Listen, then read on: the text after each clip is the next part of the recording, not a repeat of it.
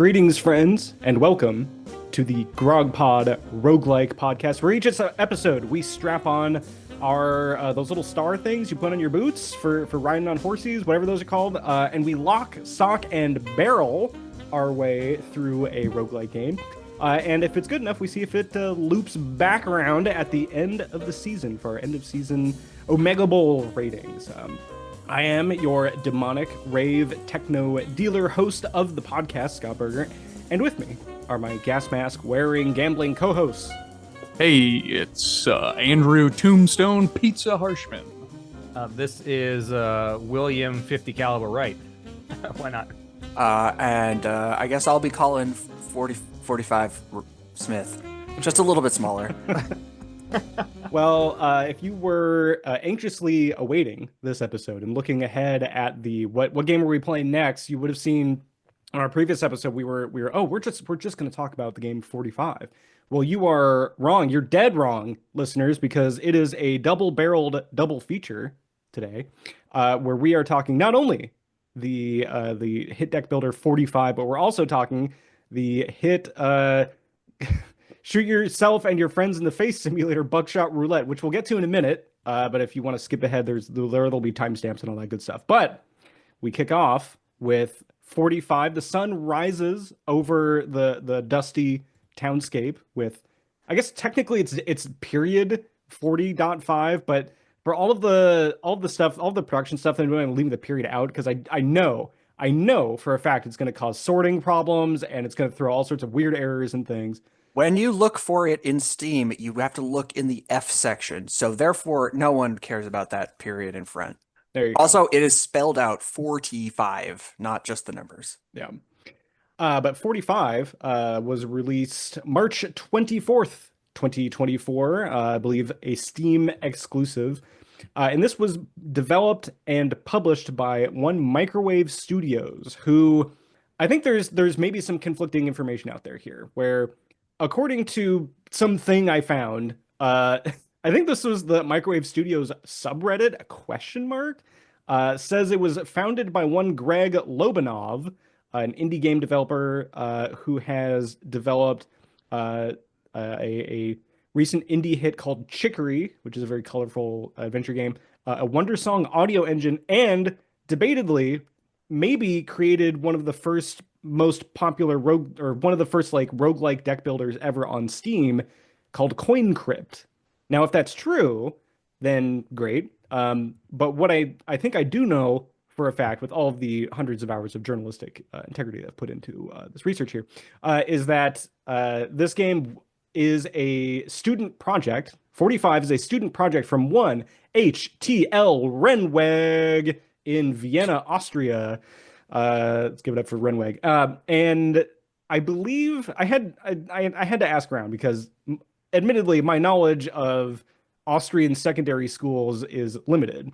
But I believe HTL Renweg in Vienna, Austria is something. It's like 1,000 student, like secondary school / high school / community college, maybe. And so, with that in mind, your average player of 45 has. This would have been good, but it's just slightly lower. 35 hours of gameplay in it. Rough. No, wait, hang on. That's a typo. I didn't update the Google Doc. We'll fix it in post, people. Don't worry about it. Your average player of 45, more accurately, has about 5 hours of gameplay in it. Oh, there we go. That's Which makes more believable. Yeah, that makes sense. I would say 35 hours is a lot. It's the head cold, people. What percentile, where's this is the 758th most popular roguelike game on Steam with 864 total reviews. Will, the Colt single action army, 6 bullets, more than enough to kill anything that moves.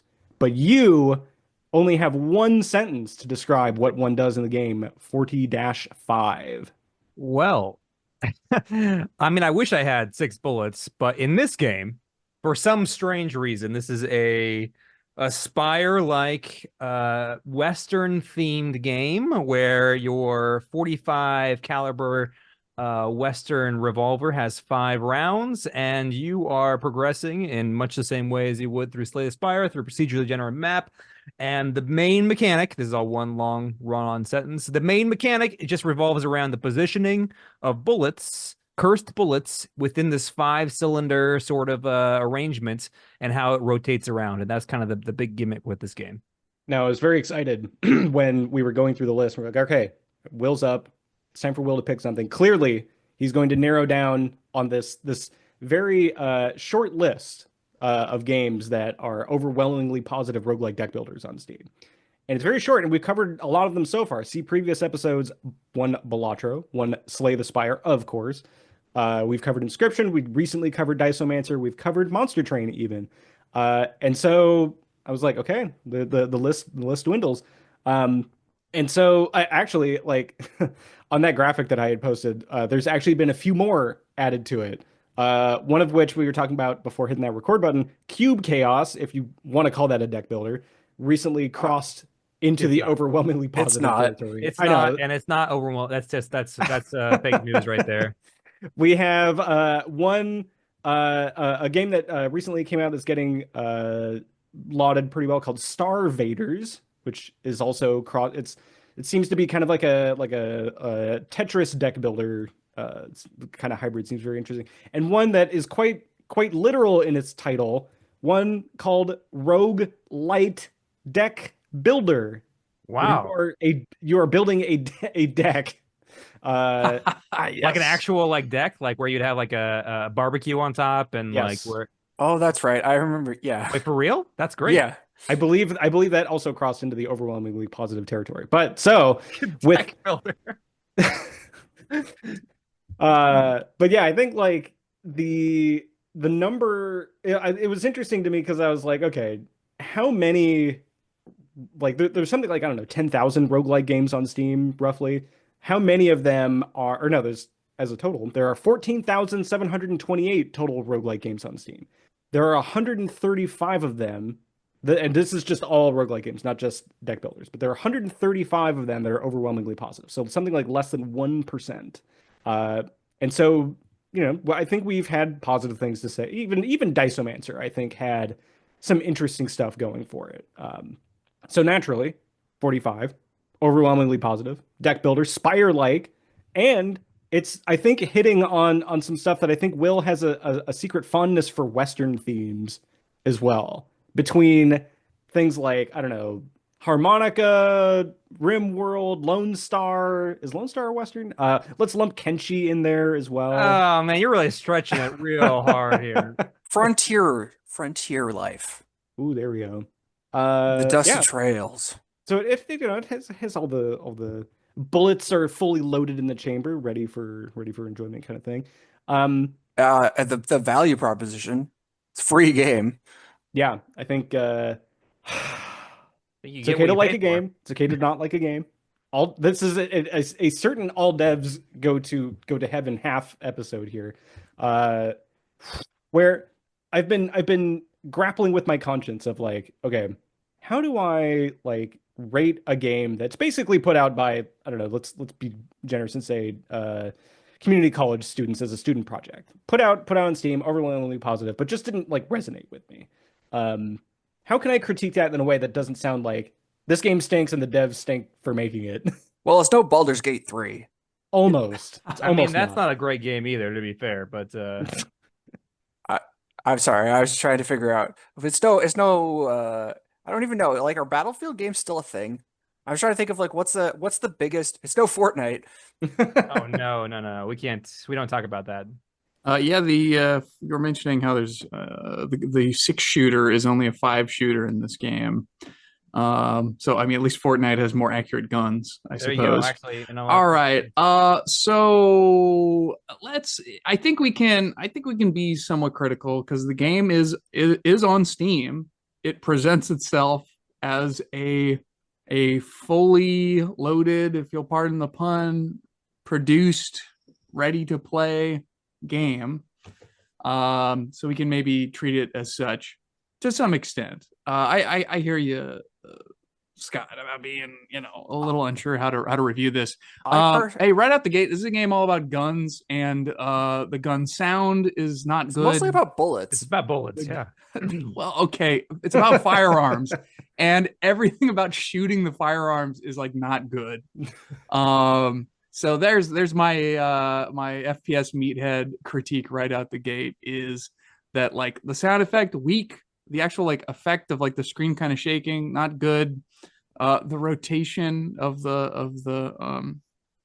Cylinder. the chamber, the cylinder. Thank you The so much. The magazine, cylinder, the no clip. bueno. And yeah, it's unfortunate. Hey, why don't we start at the top? The visuals.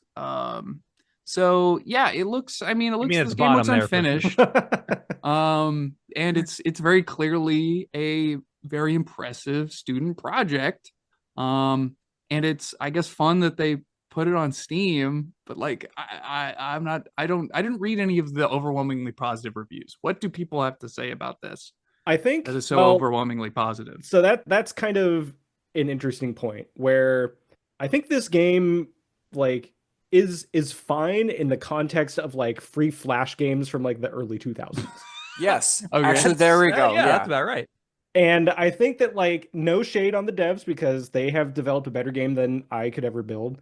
But I don't think this game deserves its overwhelmingly positive status because it was boosted up by like basically a single YouTuber. It's actually Covered- down to only very positive for recent reviews. I mean for all time. Oh, once I add mine in there, Yeah, we'll see how much it drops. Oh boy. Well, I mean, you'll be adding. It's got 14 recent reviews, so Yeah, you'll but they be. always up my responses because Right. who wouldn't want It's my got so many Steam points. Of course. But yeah, I think it was like sometime last year, the YouTuber Real Civil Engineer, who as far as I could tell, I think like his YouTube channel's fine. It's not like a clickbait, like awful end of the spectrum of YouTube channels. Like, it's a fine, very popular YouTube channel. It's about But is what he you'd ABET? expect. Is he an ABET accredited engineer? You'll have to check his YouTube channel and find out. A lot of his thumbnails have little hard hats and safety vests. So I can only assume that means he knows what he's talking Does about. he have an? Does he have his professional engineering license?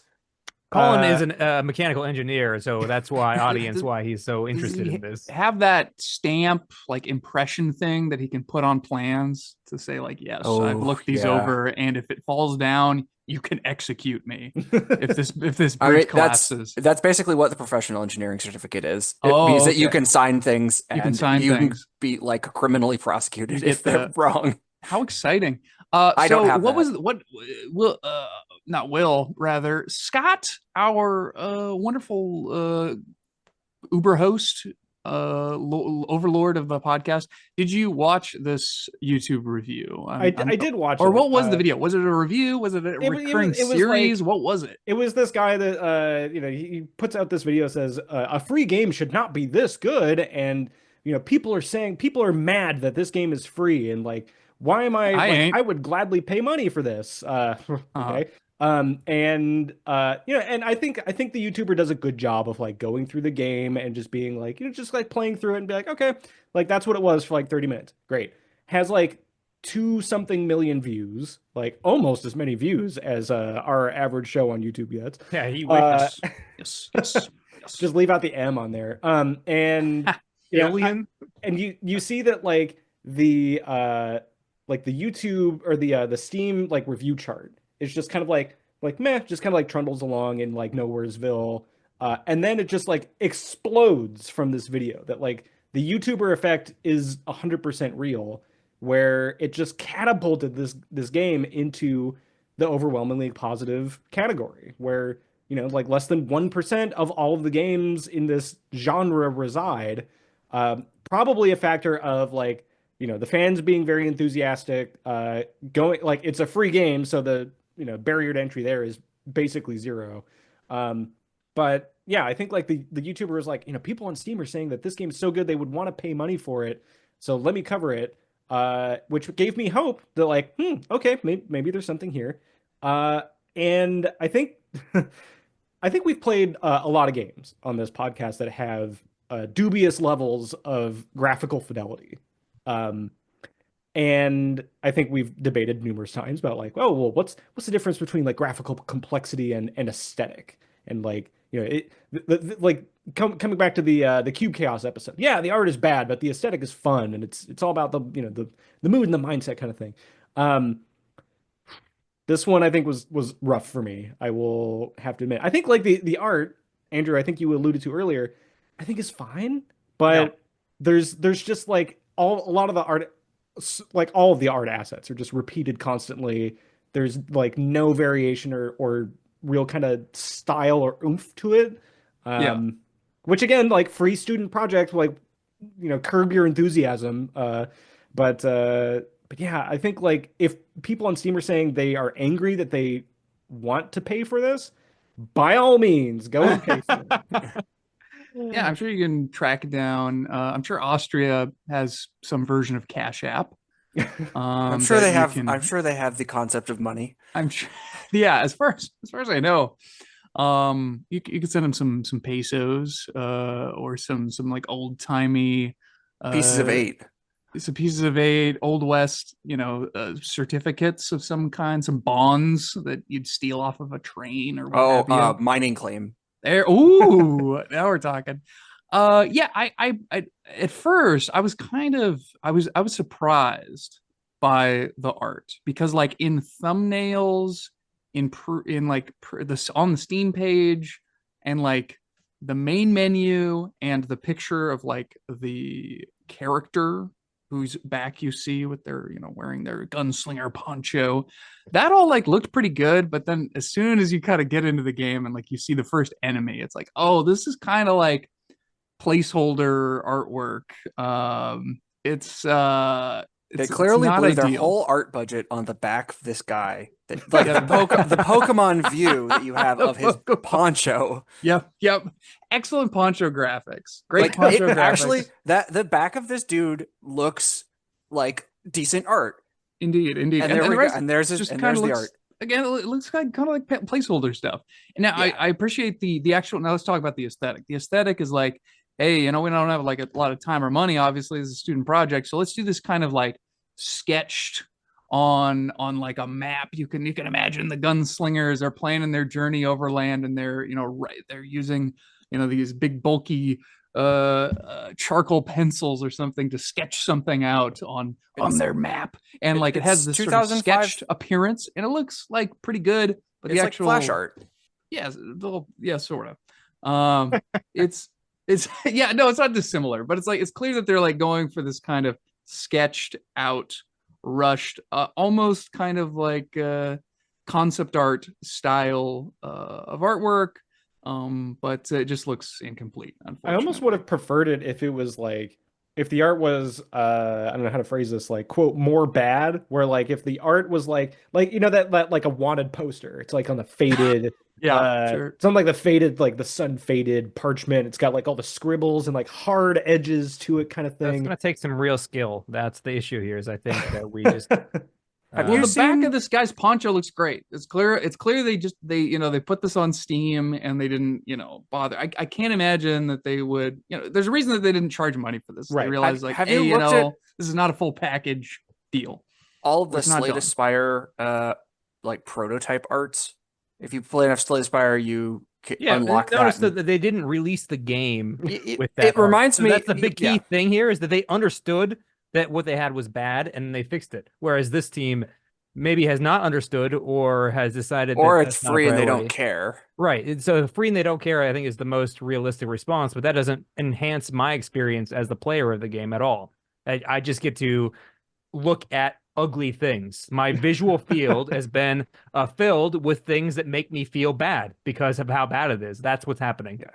I rate all things on this podcast as if someone came and left like a CD just at my doorstep, and I put it in my non-existent CD holder in my computer, and am playing it with no context whatsoever about its cost or how many people made it. I'm rating them all as if they have been made by the same level of studio. Yeah. Which Scott's hurts the only this one that game really more than gives it. He's the only one who grades on a curve, I think. yeah, it hurts this game more than most because like I think this game is probably a good game for what it is. It's just not something that we're probably going to end up recommending like you spend your time on. Because for me at least, in playing video games, time is a significantly more scarce resource than money. Right. Like spending $5 or $10 on a game is not the limiting factor. It's spending 10 hours on that game. Indeed, indeed. Speaking of the game, let's talk about the game mechanics.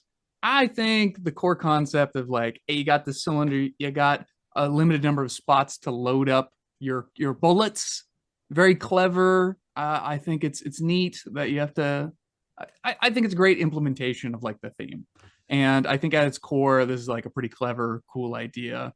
But it's not fully fleshed out.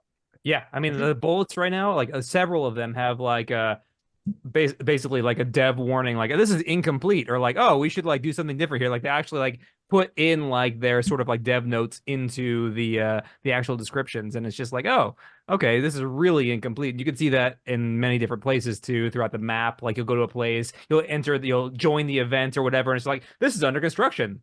Check back later, and it's just like, okay, well, this is a very early game then, but you're right, the mechanic here. The core gimmick, as I started this thing out with, is that you have a cylinder that rotates, and what you're doing as a player is you're loading in these cursed bullets, which have different effects, into these five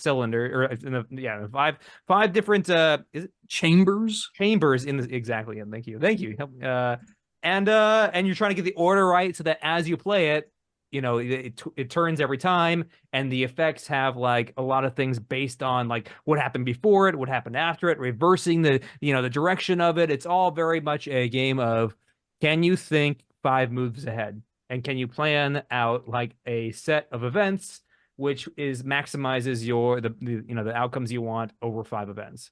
And so in that way, it's much like chess. It's much like any of these other games where you're like, all right, I need to like do a little planning and then optimize. And then really the strategy and synergies of like collecting and building the deck are kind of the backbone of what makes your play actually effective. And that's, obviously a core to all Spire-like games, but the cylinders rotating is the main thing for this. Will, did you beat this game? Nope. I got bored. Did you beat the first level? Yeah, no, I got I think right now I got into the middle of the second act, and then the game crashed, and it was it was just like oh, I'm sorry, you're done. And I'm like, all right, I am done, thank you. Well, for what it's worth, Will, the quote end of this game is also under construction, so you're not missing out on much. Drat. Why don't they just bake it some more? Why do they have to release it in such an incomplete state? My guess is that they just wouldn't really release it instead. My guess is that student project, so they had to get it done in that quarter, right, or the semester. Well, I feel like it's not something that like they released on Steam with any kind of ambition to be like, you know what, we're gonna disrupt this genre. We're coming for that Spire title here, and we're gonna totally reinvent everything. But they're putting their names next to it. That's fine. And hey, they got more ratings on Steam than I do, and more power to them. I think it's just that like I don't think that the developers of this game expected this game to blow up so much, and like if you have like a dev team of like 1 or 2 people, then it's just like, okay, this thing's blowing up. This is like a little student project of mine. What do I do now? I think it was probably just put on Steam as like a last like, hey, I'm glad that I made this thing. I put it out on Steam for people to see and play with. Hey, people are having a great time with it. Maybe not us specifically. And that's fine. I feel like, it being, if this game costs like $1, if it costs $5, money, I'd be a lot more mad. But yeah, I think that like the fact that like, things are incomplete, it's very much like the kind of style that it is. For the price point is fine, but I think as we'll get to with like similar games, they have to pay me a little bit of money. I think if I got paid $5, then suddenly then we could start to think about it. Then I have 2 major critiques of this game. One is it doesn't auto draw your cards. Oh my god, yes. And I've already forgotten what the other one is because it bugs me so much. Oh, the other one is that the enemies don't have like names or tags to them, and so they just, and their movesets are so boring. It's just, what are you, attack, defend, and then inflict burn, because which in this Western hellscape, apparently you're going to be on fire a lot. Yeah. Yeah, they basically don't do That anything. was, I think, the leading cause of death in the Old West, is my understanding. Like they could have. What about Spontaneous dysentery combustion, bullets? cowboy combustion, They could be shooting snakes, snake shooting. shooting snakes at us. Parrying bullets. How about But that? no, but Parrying seriously bullets? though, the fact that it doesn't, it goes back to the point Andrew made right at the beginning, where it doesn't feel good to play the game. You like have to drag stuff in an awkward way. It doesn't auto draw your cards even at the beginning when it doesn't, like, there's no options. You have to click 4 times to draw 4 cards. There's no like, well, maybe I'll decide not to click. It's just it's clicking for its own sake. It's just kind of annoying, and it's just such bad UI feel. It's not great. Yeah. And I know Will commented in our Discord about when you click to go to the next place, you then have to click like, yes, I would like to go into this. It's like, yes, I've already made that clear that I want to go to that place by clicking on it. Whoa, are you sure? You can't go back. You can go back. You can, yeah. Yeah, okay, never. You can go back. How far I got through the game. You can go back and you can go, like, it's actually not a Slay the Spire like map, in that you can just backtrack and go to all of them. You could hit every node on the map if you wanted. Is there a way to scroll the map up? Like I couldn't tell where I was Click going. and drag the screen around. So it's not a scroll option. Okay, I see. Because like the way it was just by default rendering on my screen was like the bottom half of my screen was blank, and then like the top half was the map, which was partially obscured by like bits of the menu and everything. Regarding the clicking regarding it not auto drawing your cards, I can imagine like during the presentation of this project, like wanting to walk the audience through what is happening. And if it just quickly auto draws, it's like you don't have an opportunity to be like, okay, all right, here's what's happening mechanically. And no. So I feel like that maybe was just a holdover. All other games, all other roguelike. Not everyone in your audience is guaranteed to know what for the cards. I barely know what a deck builder is. I would prefer for the cards to appear with no animation whatsoever. It just like they pop into existence. It's not. I'm trying to offer up an explanation as to why they would have possibly done this. Like maybe just for the sake of being able to. Your motion to excuse is denied. These devs are obligated, morally obligated to be defended in this court of law. And strike it from the record. Strike it. Well, now what I don't like is the dragging of the cards into the different chambers. Like almost every round, every player turn, I was having an issue where I would drag the card and I didn't quite get it into the hitbox, and it would then pop back into my hand. Like I was having issues with just the simple act of putting the cards into the chambers, which was annoying.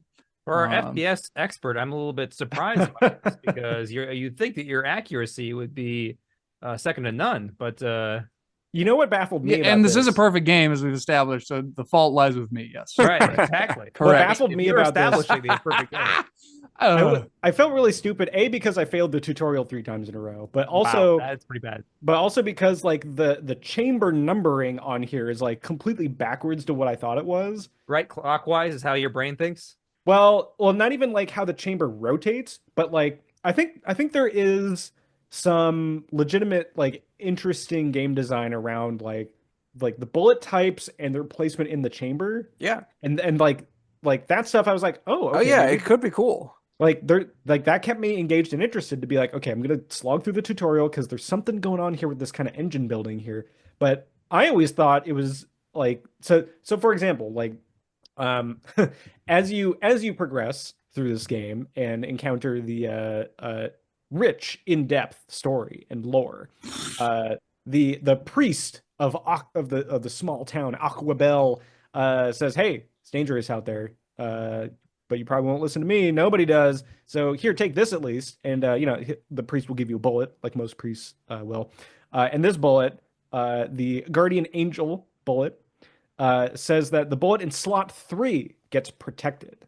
In that, when you're firing off these rounds, having the guardian angel bullet in like passively in the chamber and you shoot through the bullet in chamber number 3, then it'll stay in there. I'm like, okay, that's kind of neat and interesting. It is. I didn't realize that chamber number 5 was the one at the top, not chamber number 1. And Wait, chamber number 5 is the one at the top? I'm 99% sure. 5, 4, 3, counterclockwise from the vertical position to the left. Yeah. That doesn't make any sense to you guys. 5 is the top position. That's 12 o'clock position. And I kept wondering, that's not 1. no. And I You kept would wondering think. why. Bizarre. Yeah. Like, why is my engine not working? I clearly put the thing into slot 4. Oh, I only just realized that maybe like 10 minutes before. Wait, are there bullets that do stuff on slot 4? Yeah, there's bullets that do stuff like basically for every slot. That's like, Oh, oh, okay. if this bullet is in slot 3, then do this thing. If it's in slot 2, then do this, which presents a very interesting element of like, okay, like I want to be able to use this passive effect, but what's the trade-off between actually like the active effect and having the chamber rotate and and all that good stuff. We also haven't talked about bullet parrying, but Colin, it sounded like you wanted to. Yeah, no, I mean, like, we've been bashing on this game for pretty much the whole time, but there is a reason why people like this game. The potential combinations of like twisting the bullet around, and like I like that it's not. At first, I was like, oh, I'm surprised that it lets you fire and then put more things in, and then fire, and then some of them stay in there. But I think that actually does do a good job of like providing some level of like interesting combinations of things. So like I mean the numbering's weird, but whatever. Uh, it is a cool conceit. It's a cool gimmick. I think I like this gimmick better than I like the Diceomancer gimmick. No, really. Yeah, I mean, I'm just not. Dice just don't do it for me. And that's not even because I couldn't figure out that you could play the random magic dice in Diceomancer. But no, like I think this is a really cool gimmick, and I am sad because I was excited for the first like 5 minutes of playing this, and also I don't care about aesthetics if they're bad. So like the fact that it had bad graphics didn't bother me at all. But the mechanics of like, oh, you just have like 2 enemies that are the same and they just cycle through for a while is like No boring. bosses, right? No elites. It's No. No, I think there's a. I don't know if it's an elite, or if it is a just another enemy type that like you have Drifter A, you have Drifter B with the gas mask that sets you on fire. You have fights where Drifter A and Drifter B are both shooting at you. You have fights where it's both Drifter A, and then there's some cases where there's 3 drifters and well, and like there's the case where your bullets are frozen or your revolve thing. Wow, we've already forgotten what the name of it is. We have a cylinder and chambers. Those are our 2 key. The actual revolving part of the revolver. I want to just call it the revolver, but that's frozen, and so you just put in 1 bullet at a time and shoot it. And it's very interesting because it makes your hand and your deck completely different to play. Like there are the ones that are just like do this thing on load, and you just load and then it happens. There I had one the worker bullet, which like gives you an extra energy. I don't remember what they actually call the currency in the game. A reserve.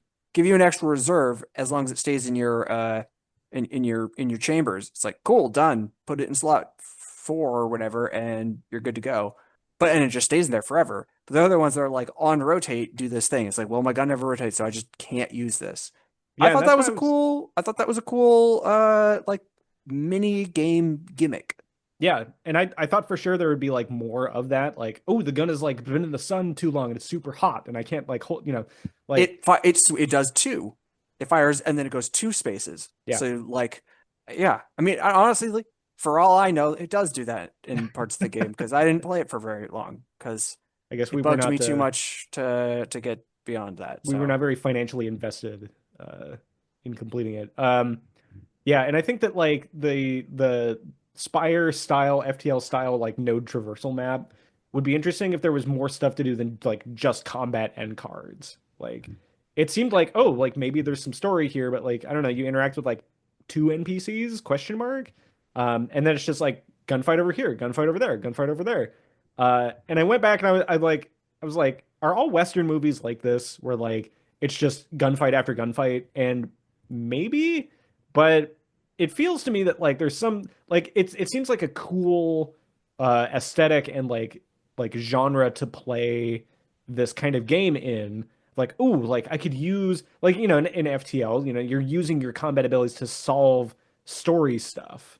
And in this case, it seems very, very well poised. Be like, okay, I've got like my revolver and like all these different bullets in it.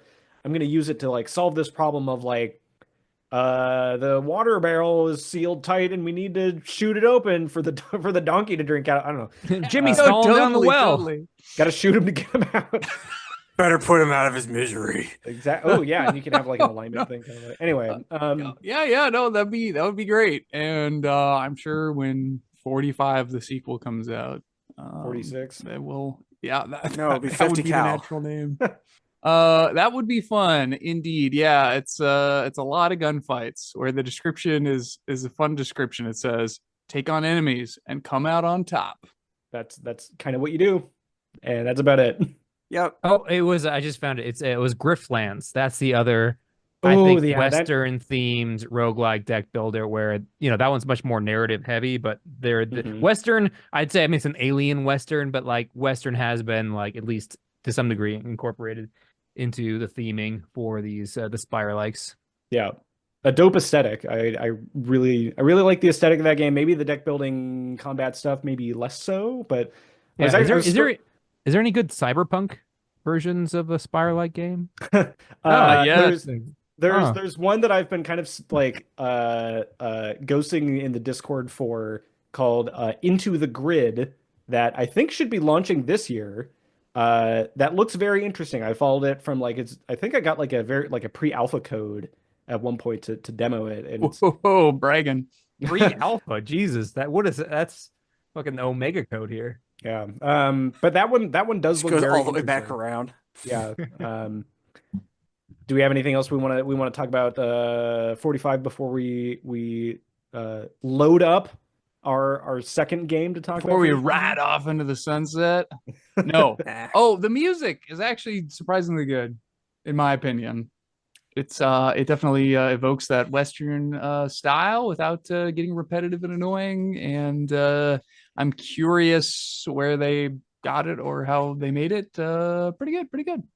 Catchy. I like it.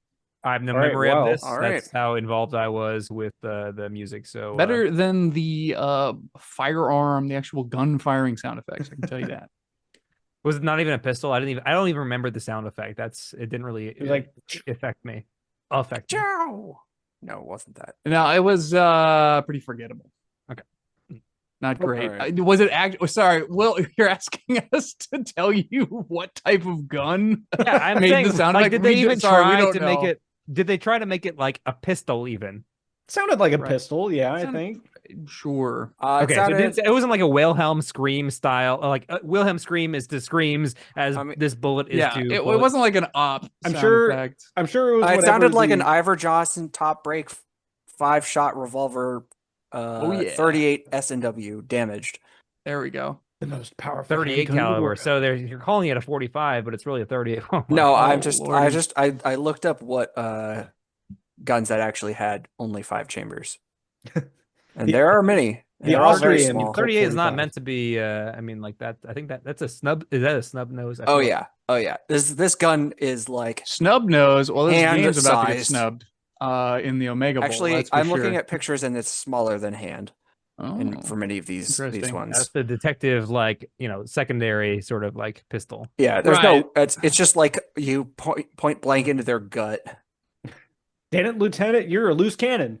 Suck on this. I mean, I think what you really should be doing with it though is putting in a certain number of bullets, spinning the chamber, and then putting it on a table and letting you and your friends see who gets shot. Is that a transition I think that was that I hear? It could Is be. that that's a pretty good.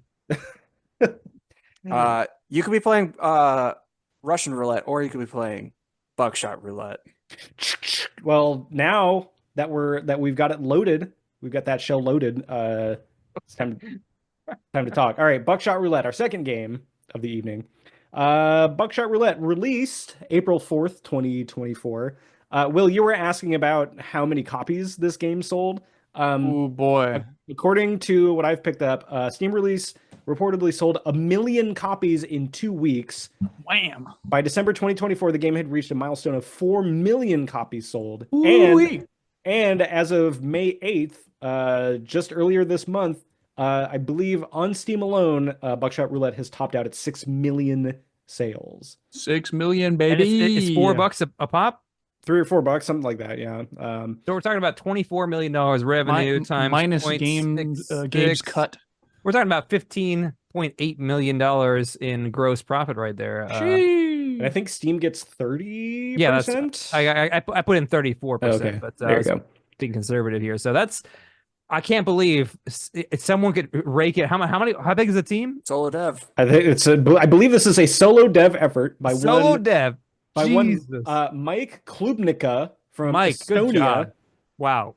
who is not new to game dev. This is a guy who's put out I think like 20 upward of like 20 short kind of like experimental games that you can find on his website, Mike Klubnica, KLUBNIKA.com, that all have this kind of like atmospheric horror puzzle aesthetic to them. Like And there's one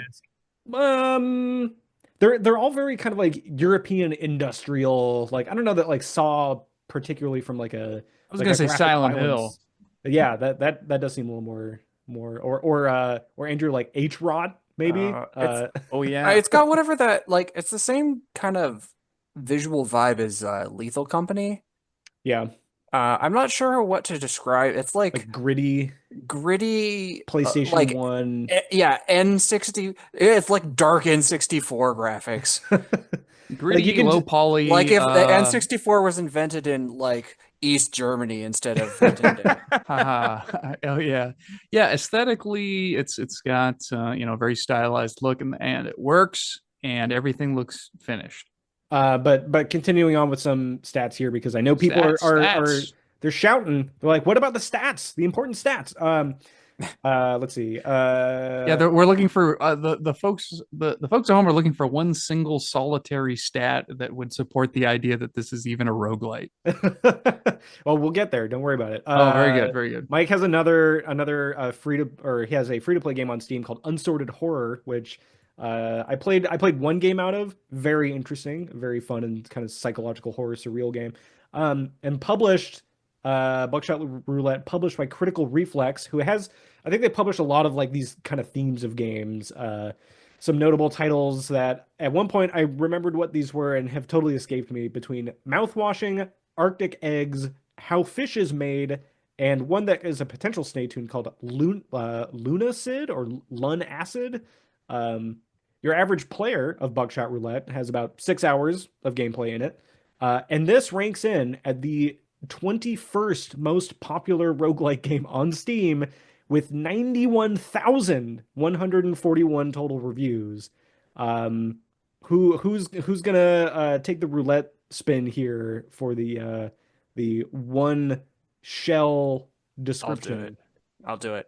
Put that Buckshot description- Roulette is Russian roulette with your friends, except you've got 3 lives instead of 1, or maybe sometimes 4 lives, And there's a and shotgun. also items, and it's a shotgun, and sometimes you can saw off that shotgun to kill your friends more efficiently. Now, Andrew brought up the point of, is that like my very first bullet point under the Buckshot Roulette section? Is this a roguelike at all? No, this is a board game.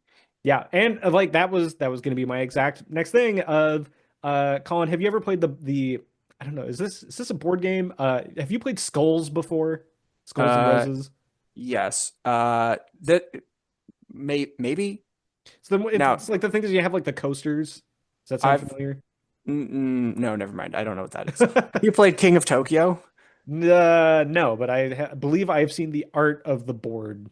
It reminds me box. of King of Tokyo, which is a board game that I played a lot in like the early 2010s, where it's basically the same thing except for much more complicated and better. But it's each person gets a turn and they get to like attack their friends. except it's a board game and you're playing in person, and it's more. I think that honestly, the only reason this is anything is because it's a video game and you can play it online with your friends and you don't have to be there in person. Like if you could make this a board game, Sure. and it would be a very bad board game because you could just play other board games instead. Well, yeah, you wouldn't have I think the aesthetic vibe of this game, which I think really carries it pretty hard.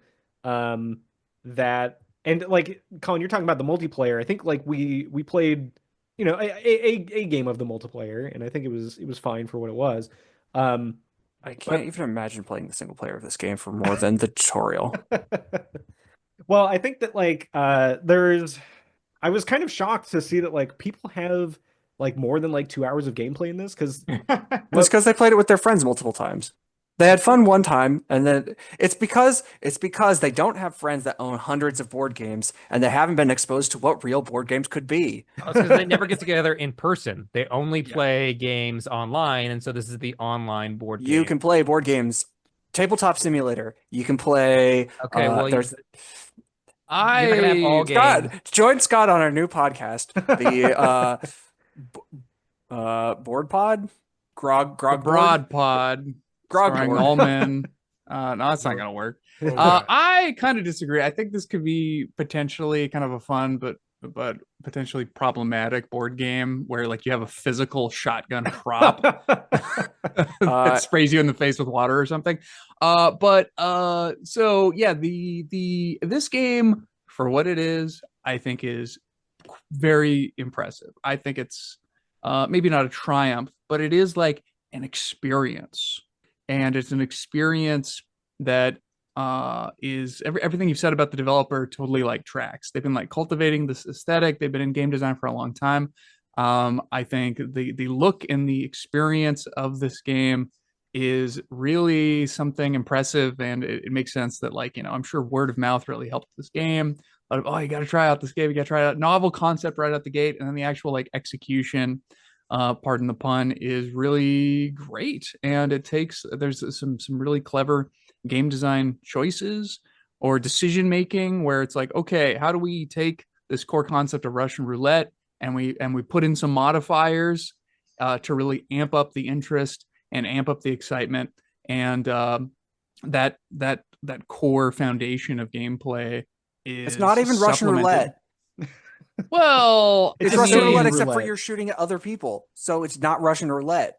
sure, but I mean, Well, I would argue that's you like can one of the you can modifiers shoot at on it. yourself. Sure, but yeah. That's why that's I think that's. But you can always shoot at other people, and you Well, that's probably a- do more so. That's a great point. Maybe we're getting ahead of ourselves. Mechanically, how do the mechanics of this game work? Well, y'all? I think like this game starts with a very beautiful and haunting shower of shotgun shells dropping from the screen, and starts you off. I think like this game like is so understated, but like I feel like does so much with like environmental storytelling that I'm just like, okay, I've woken up in an Estonian nightclub industrial bathroom, like warehouse rave. I'm in the bathroom, there's pills on the counter.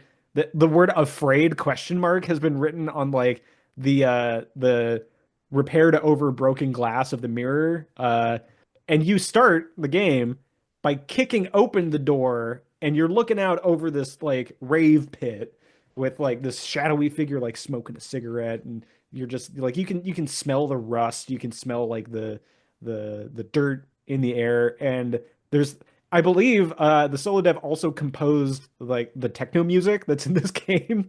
Excellent, good. And it is like a surprisingly bumpin' soundtrack. Like house techno music is not like my go-to genre, but yeah, like for what it is and what it's doing, I'm like, yeah, okay, I'm in. I've kicked the door open. I'm on this catwalk. There's a dude, shadowy figure smoking. You go to the next door. You can only open doors in Estonia, I'm guessing, by kicking them. And you were brought into some like back room with like, I don't know, camera equipment and stuff. And there's this ghost, I don't know, like just monster figure on the other side of this, what looks like to be a ping pong table. that looks like some sort of cartoonish, more welcoming version of like a Stephen King Langolier, who, safety first, of course, we should say, uh, hands over a general release of liability document for you to type your name onto and sign.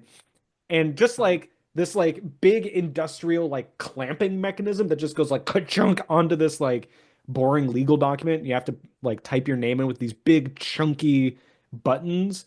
Like I'm 100% on board. Like let's see what you got. $3 indie game, like aesthetic. Yeah, it's doing it for me so far. Um, and you know, you look over in front of the boom box and you have your little like act, you know, round 1, round 2, round 3 markers. And the dealer says, "All right, you know the deal. It's Russian roulette." The whatever that word is with it's the head cold people.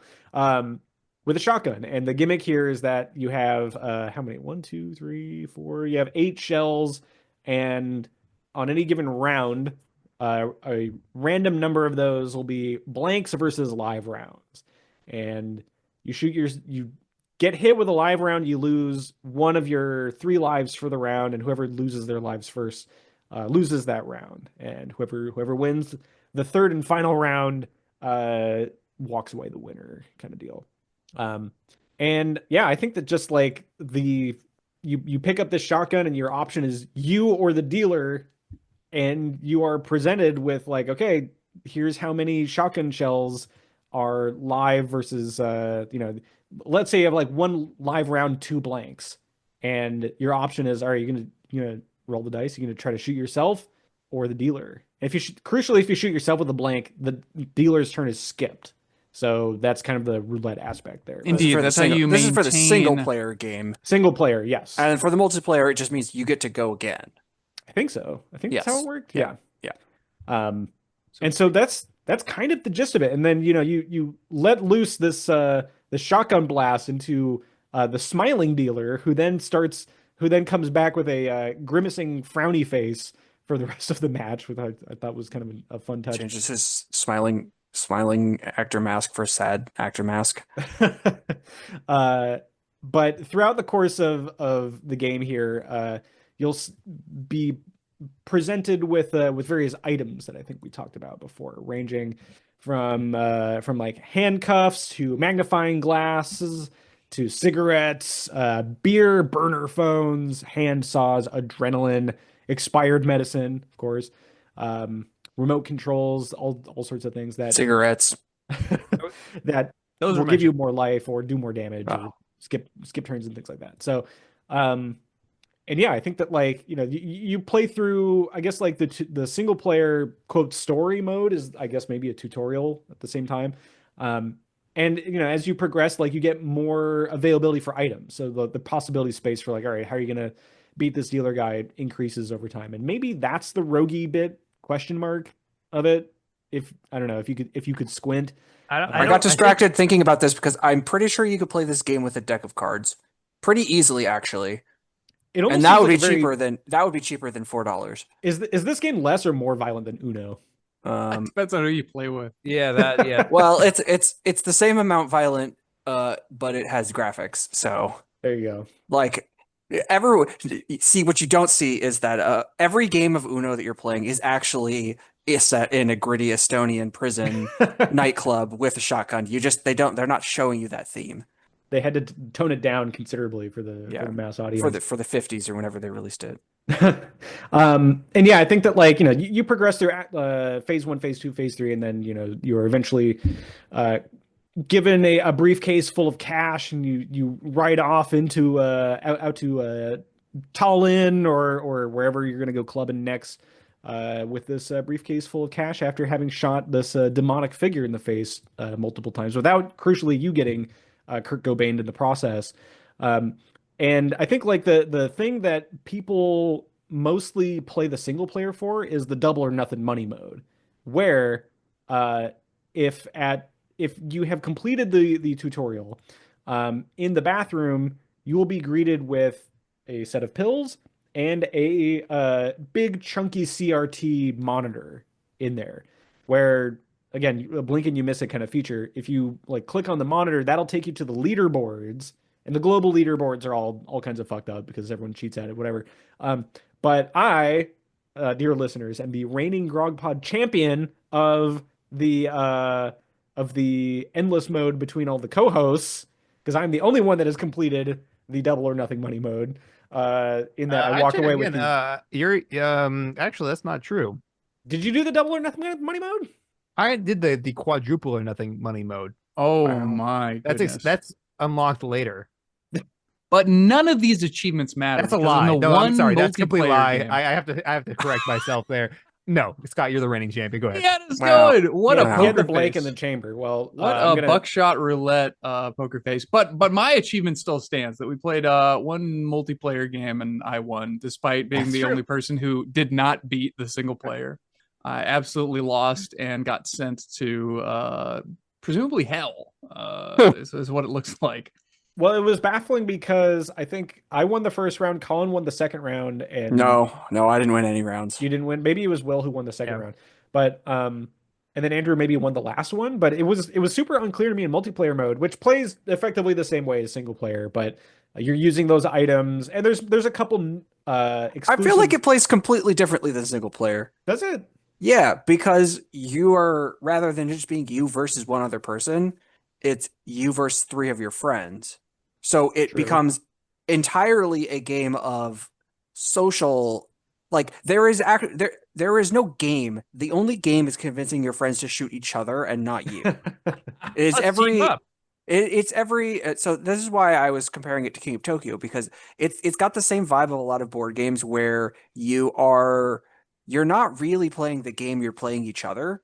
And so it's convincing, like, oh, no, Will, no, but we got to join an alliance. Like, you have to pick who you're shooting based off of who you know is going to get who's going to get the most mad. So you have to like pre-justify why you've picked them. So you like flip a coin and be like, oh, look, it was the coin's fault. It wasn't me. Like, it's a completely different game. And like, I can see if 6 million people had bought it and just played the single player game, I would question society. Many people playing the like fun social game, I was like, okay, I think that you could play better games than this, but I get the like, it's a fun 2-hour, 3-hour like thing to do with your friends, and people do much stupider things just as an excuse to hang out with their friends, like a podcast. So, like, Colin, as the online board game player between all of us, are there like? It felt to me that like when we were playing the multiplayer version of this, like the player elimination aspect felt kind of underbaked. That like, Yeah, you know, you're eliminated from it, and then you're just kind of, you have to sit out and you can't do anything. It feels like there's a missed opportunity that like, oh, like I could as a ghost look into the shotgun to see if like the shell color what it is, and see if I could like try to. you should be able to like blow on their items and make them. I don't even think you should necessarily be able to do anything, but you should be able to like or like meaningfully affect the outcome of the game. You should be able to like rattle their stuff. Yeah, that'd be fun for sure. But importantly, I dealt the most damage. I also won the award for least careful, most resourceful, and the wealthiest. So there you have it. Meanwhile, Will got the coveted award of most deaths and the chimney. I think my number of deaths was tied with a lot of other people too. It's just I happened to get it. I don't. Yeah, You might were have the just first rolled one to for it. die.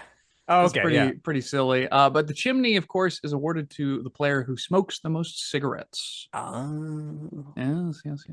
But yeah, no, definitely fun, and I think this game, I appreciate that the single player and the multiplayer are so like distinct and different, and you get two novel and engaging experiences out of both. And for a game with such retro graphics, between the visual effects beyond just like the raw rendering of like the models and everything, and the sound design, it really cultivates an atmosphere and really puts you on edge when in first person you see that little low poly shotgun barrel come up pointed right at you. You go cross-eyed looking at it, and it makes you sweat. It's very impressive, and again, clearly the work of a veteran dev. I think the thing for me that kind of made me think that like, oh, this is why people could play the single player for a long time. Like the double or nothing money mode, like you play through like your 3 rounds, you're offered the briefcase. Oh, but do you want to double your score or do you want to walk away with what you got now? And then so you would play through another 3 rounds, but you have this kind of there's like a thing with certain traditional roguelikes, which this game is like as far away from as possible. That incorporate the concept of streak scoring a lot.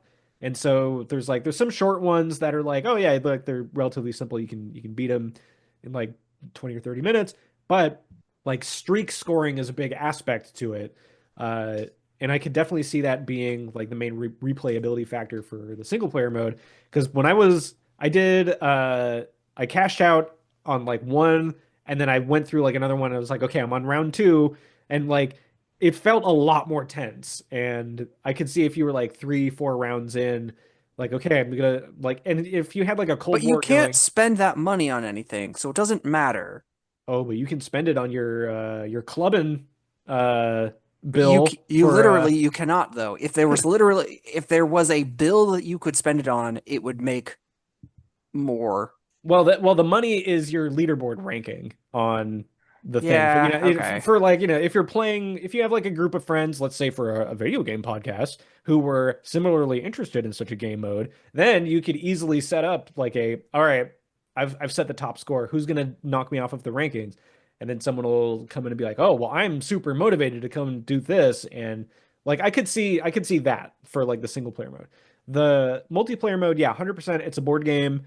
I think there's like some fun like player interaction. There's definitely like quote unquote real board games that do like stuff better, like Skulls. Colin, have you played Coup, Yep. COUP? Have, Yes. yeah. That one I feel like does I don't think you could put quotes around real board games when we're talking about actual real board games, Scott. you know what we need to do?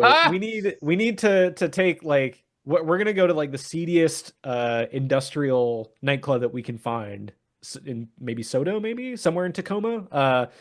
We'll just bring like a Trader Joe's bag full of We'll board kick the games. door open. We'll kick the door open.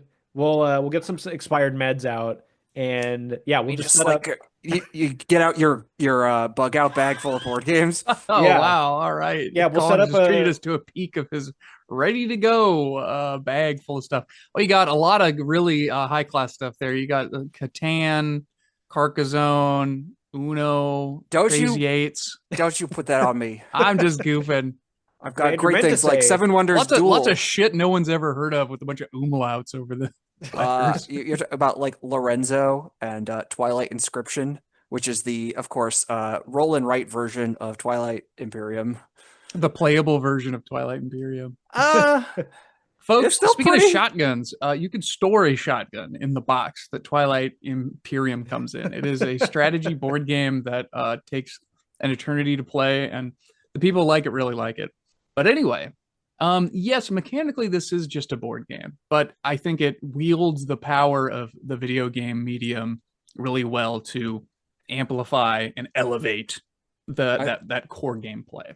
I think what this says to me is more companies need to take their board game and make weird, gritty Eastern European versions of them. So there's a game not called just ports, but like there's a game called Cash and Guns, which is honestly pretty close to this. The conceit of that is you just your gangsters coming back from a robbery and you're trying to figure out how to split up the loot. And everyone's got like guns and you choose who to shoot. And then you flip over to see whether or not you put a blank or a loaded bullet in your gun. It's very similar to this. It's very fun. you have like could make physical foam props. you have that physical you're foam pointing at props each for other. it. Yeah. Yeah, it's very fun. I think you could make an extremely like a version of it like this where you've returned to your techno basement after robbing a bank in rural Estonia, and I'm not sure. Is there an established? Are we actually in Estonia in this game, or is that something that we've concocted ourselves? I think we've concocted it, but it's like I'm just self-inserting like the dev as like, oh, this is just like how the world of Estonia is, and the developer is kindly showing us an insight into the world over there. Yeah. But I think you could make more board game like games that have a strong social aspect to them, and I think that they would be popular. Yeah, I seem to recall there was like a version of Uno for like the Xbox that was like obscenely popular because of like you had like local voice. No, it was yeah, it was Uno and you had like local voice chat and like local video on or something like that. I So remember my college roommate's younger brother playing it while we were like visiting his parents' house, and we were all like hanging out, and he was just playing on his Xbox, playing Uno or Sorry or something like that in the yeah, Excellent. That's add, damn add, good. add some smoking, some drinking, threat of self-mutilation in there, and yeah, you too can sell 6 million copies on Steam, I'm pretty sure. Yeah, the fact that this Respect. made him a millionaire is impressive. Well, to be fair, like I he did went double or play. nothing a lot of times. Yeah, Yeah. well done. I played one of the games from his other free game on Steam called Unsorted Horror, which is like I think it's like 5 or 7 like Oh no, micro they are games. Estonian. It's it's Wait, it's, it's Estonian developer. That's yeah, where that's we what came. yeah. Okay, I wasn't sure if you were pulling Estonia out of nowhere. Oh no, he is yeah, the developer is from Estonia. So that Okay, means that like all Here we this go. nightclub weird action also takes place in Estonia. Presumably got it's it, got it, got it. autobiographical. Yes, right. Yes. Understood. But the other game that he developed that's I mean like all of his short games are like free on his website, but you can on Steam you can find Unsorted Horror, which is like it feels like those PlayStation demo discs where like Cool. Mm. you would have like a bunch of like short little games on like in a collection, and the one that I played there was like I could see why like this game sold so well because like there's a lot of like good ideas and there's a lot of like the reason why this couldn't exist as a like physical tabletop board game is because there's like a lot of visual and like auditory and game interaction element of like I'm gonna press on this chunky button in the game and it goes kathunk and like the bathroom is gritty and you are definitely not gonna want to touch the doorknobs there like you feel like you're in a seedy environment and this one game that I played in that Unsorted Horror collection was really clever where like you're like assembling this drill to escape out of like this like apocalyptic like prison bunker type deal and you're like I've got to escape and see the real world and like you're going through and like assembling this thing and then oh no it's breaking down and then security is called and you're like I was like frantically trying to like I'm like okay this is fun like I am kind of panicking while putting this thing together. You eventually get outside. You're like, oh, like the sun and the Spoiler alert. well, I'll save the real spoiler, but the ending to that game is has a fun twist to it. That I'm like, yep, okay, I am very interested to see what else this guy has made, because like that kind of uh you know. I feel like that journey of like the game development process is like, you're putting together all these little things, like these little projects, and seeing it come together. I think he's made a couple games after Buckshot. Now that I remember, he's made 2 more games. So Buckshot Roulette came out December 2023, according to his website, or on his website, and then January 24 is Hot Swap Rave, and April 1st, 20 this year is Fused 240. So just 50 days ago, but he's been cranking out these games like every few months or so since like 2021. And yeah, I think it has paid off. Ratings time? Yeah, let's spin I that mean, unless there's roulette anything chamber. else. Hey, pressing. I'll go first. I didn't review any of these because one is a student project and the other is like a micro game that's 30 There's minutes. a rating right there. So there you have it. I think both are very impressive for what they are, but they're in their own category. I feel like so I didn't bother assigning reviews because as I've mentioned before, y'all really set me up for failure right out of the gate by changing the ranking system. So my rankings all screwed up and it hardly matters anyway. But I do want to I mention think at this real point quick. you've been on the podcast for longer than you Nope, haven't nope. been. Certainly not. Set up to fail. Never had a chance. Never had a chance. But yeah, again, the core mechanic of having that rotating cylinder with those chambers and loading up your cards.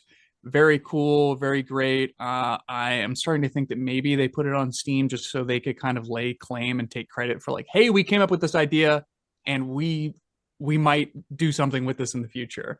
Not that they necessarily have like a legal entitlement to that mechanic, but that they've established that like it's their original idea and it's a good original idea. And it would be cool to see it put together in a fully fledged indie game because the theme and mechanics are neat. And as for Buckshot Roulette, definitely had a lot of fun. Definitely unique and intriguing and really like immersive experience, dare I say. And it's nice to see like a visionary solo dev with like a very specific like vision and who's in the habit of making like kind of artsy fartsy games make a game that is more like commercially viable and having commercial success without having to like fully sell out. So like I commend you, our dear Estonian rave dev. Good on you. I'll go next. I gave 45 a 4.5. If you're rating it as a class project, good job. A, you get an A, you pass the class. But I don't want to spend my time on it. It's fine. It's got some weird stuff to it. It's got like a cool little gimmick to get you started. If you want to keep playing it, that's fine. But I just didn't find it to be that fun. It felt like a tech demo, and a decent one, but not a real game quite yet. Buckshot Roulette is a board game. You could play better board games. Cash and Guns is good. King of Tokyo is probably good. I haven't played it in a while. If you hit me up if you want more other board game recommendations. My real recommendation from this is game devs out there, maybe you should make more board games into video games and just be able to play them online well and put some weird graphics on them and you'll have a grand old time. That's all. Oh, I got 5. Mostly because it was actually like fine fun for 2-ish hours. But yeah. Scott, call it, friendo. Who's up next? Let's see. I'm looking for a coin or something. I'm looking for some shotgun shells on my desk here. They're conspicuously absent. Let's I'll go next because I was not expecting that. Usually, Yeah. usually you want to hold yours for last, but all right. Yeah, I pointed the gun at you thinking for sure it was going to be a live round, but it turned out to be a blank. So so I guess my turn to skip. Yeah, I think 45 within the context of it being a student project. Yeah, again, I think like a good student project if this game came out in like 2008 in like the height of the like Newgrounds like Flash era, like okay, yeah, would have been like pretty good. But sadly I think there are, or maybe it's a good thing, there are other better free to play rogue games on Steam. And yeah, I think that 45 was just like shoved into the limelight of overwhelmingly positive by the YouTuber effect. And it's no shade on the developers of the game, but I just don't think that it's ready for that kind of level quite yet, especially when you compare it to all the other stuff in that category. So it's a 4 for me, just in terms of like how does it like objectively rank against like all the other stuff that we've played. And yeah, I would put it ahead of Sword of the Stars, The Pit, and maybe slightly behind Cataclysm Dark Days Ahead. Just because like, yeah, I mean the revolver gimmick is, it's definite gimmick mode here because it's like that's the only thing going for it. But I could see it being evolved. Like you put like some budget behind it, like yeah, it could be interesting. Like put some zazz into the aesthetic, put an actual story in there, like tighten up everything about it, and just have that be as kind of the core mechanic. Like it could be doing something. Buckshot Roulette, I'm going to give a 7.3, just ahead of War Sim, The Realm of Islona, and just behind HoloCure Save the Fans, another free-to-play rogue game on Steam. I had a lot of fun with Buckshot. I think the price point is just right for what it is. I think it has a lot of really great, like gritty atmosphere to it. Lots of like good techno vibes. And I like it was a game that I thought about a lot after playing it the first time that I played it, of like, yeah, maybe I should go back to it. Maybe I should play some more of it. So I'm glad that we had the opportunity here. It is tagged a roguelike on Steam, or roguelite or whatever, but it certainly is not one. So maybe it garners one of those honorary rogue tags that I use here on the GrogPod website. But for what it is and for what it's going for, I think it was great fun. And the time that I was playing the double or nothing money mode, I was having like, okay, like I'm feeling tense. The techno music's pounding. All in all, a good time. Maybe the multiplayer stuff could have been tightened up a little bit, but a good fun time for $3. All right, I guess that brings it to me. Let's see here. For 45, I guess we'll do that one first. Uh, there's so as a self-described expert with Firelight games, it's paramount, absolutely critical that enemies challenge archetypes. They challenge builds, and the enemies don't. The enemies have block, attack, and they inflict vulnerable.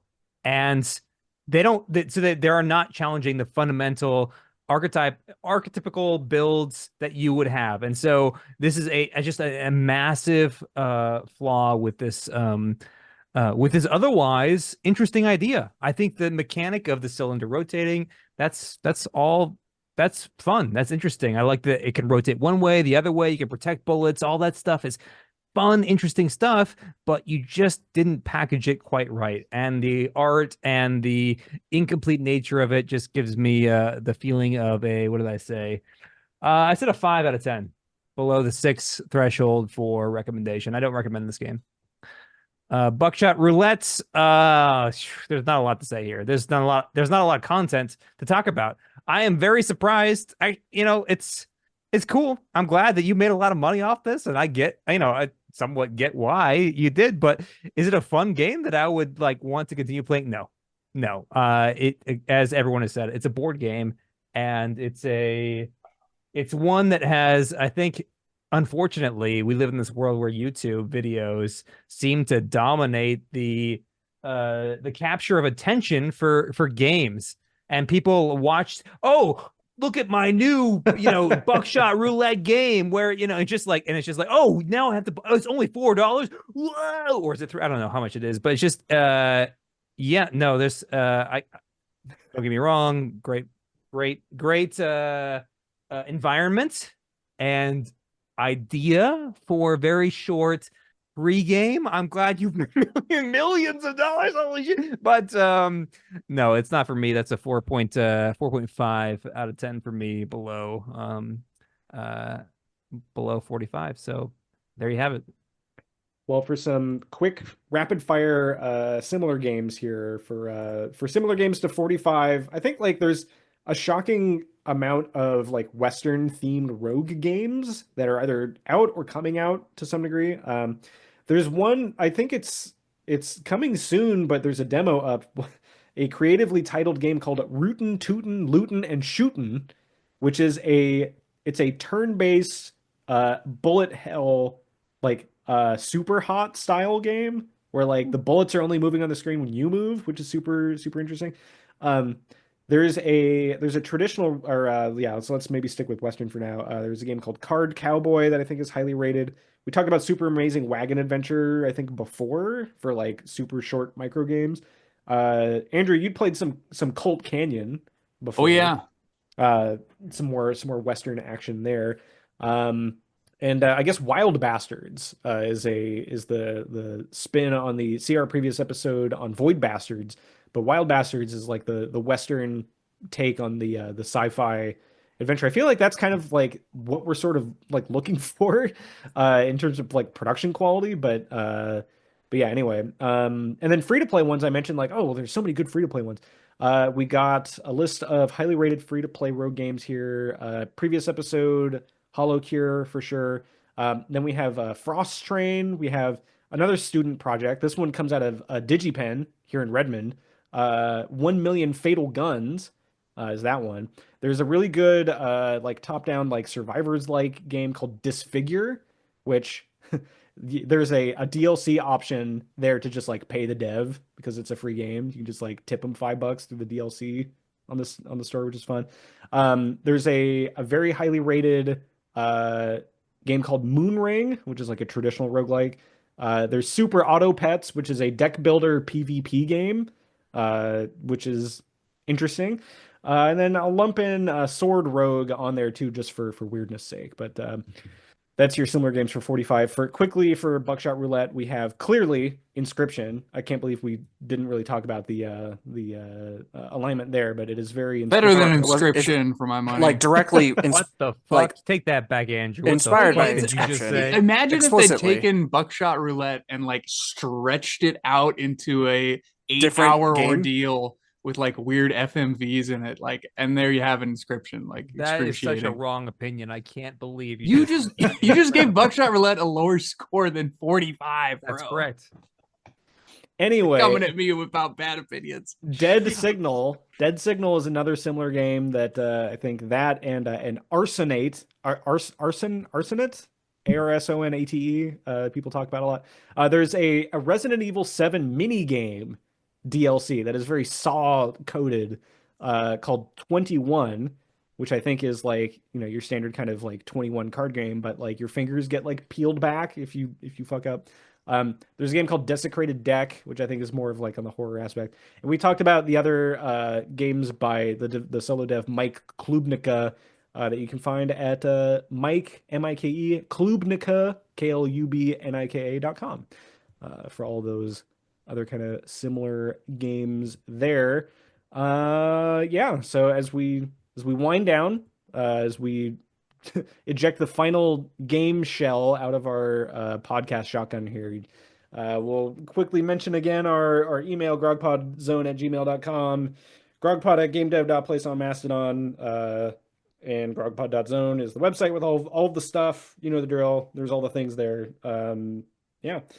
And for my Google Doc that I have for the section under next episode teaser, parentheses, Colin pick, it is conspicuously blank here because we're actually playing a board game next week, so that's gonna be pretty Ooh. exciting. Yeah, we're playing Twilight Inscription. You may have heard of it. It's a famous roguelike board game.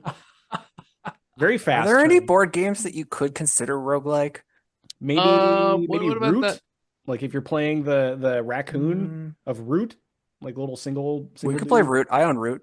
Chess roguelike? No. I No. own Root. I am Root. I am Root. What about I have Root. what's that like?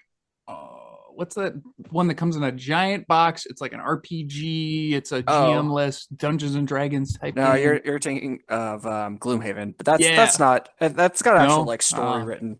Never mind. Root. Uh, No, but we are not actually going to be playing a board game. We are going to be playing a video game. I love those. It's new. It's hot. It's what the kids are talking about. It's not Buckshot Roulette. It's Blueprints, which is, of course, Blueprints with a C, like son of a king, not prince, like architect, which is what I thought when I heard people saying it a bunch. The I think prince it's who supposed is to be a blue. deliberate pun. Yes, it is, in fact, about building out a house. So the Blueprints would make more sense in some ways. Oh my god, that's an expensive game. Yes, this is a real game Oh. made by real developers. Oh my god! It is new. It is. It appears to And be a it is first-person shooter. This is great. All right. Oh, there's a shame. It is a. It is not a First-person perspective-ish looking, but It is a really not. rogue-ish, maybe roguelike. It's probably not that roguelike, but maybe a little bit. I'm okay not to sure. I don't stretch really our know wings that a much little about this game except for my friends who like board games like it. So there you That's go. not a great recommendation. I've heard that this game is something that like jump into without knowing anything about it, and that like don't look up anything online. I don't know if this is like an Inscription level event per se, but I'm getting like similar kind of vibes from the interwebs of like, don't look up anything about it. Like, go in like totally blind. It's effectively like a puzzle game, or if you it's a played, puzzle like- game. So don't look up the solution to the puzzle. Yeah. Maybe Colin, have you played Castles of Mad King Ludwig? No. before. I've seen things of people comparing it to that, but I guess we'll find out once we get into it. But yeah, Blueprints, very exciting. All right, well, that is going to wind down our double feature of 45 and a Buckshot Roulette this time. And yeah, Blueprints up next. But for now, me and you, we are dancing on the edge of life and death. And to play us out will be some industrial Estonian warehouse rave music to shoot your friends to.